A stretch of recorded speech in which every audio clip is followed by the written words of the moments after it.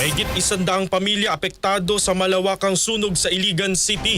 Kasama natin sa balita si Radyoman Jade Obarco ng RMN Iligan.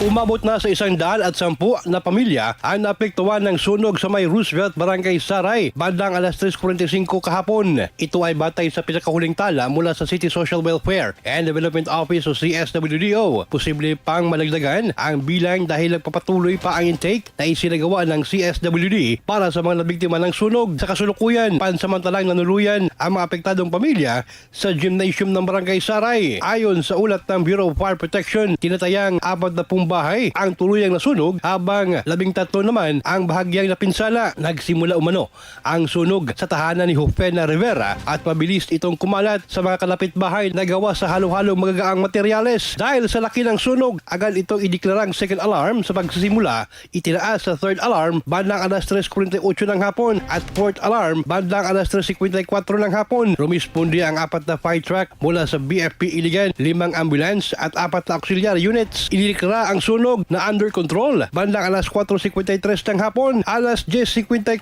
kagabi, ideklara ng fire out ang sunog kung saan naitala rin ang 6 na sugatan. Ipagpatuloy ngayong araw ng BFP Iligan ang kanilang investigasyon kaugnay sa nasabing insidente. Kasama mo sa RMN DXIC Iligan, Radyoman Jade Obarco, Tatak RMN.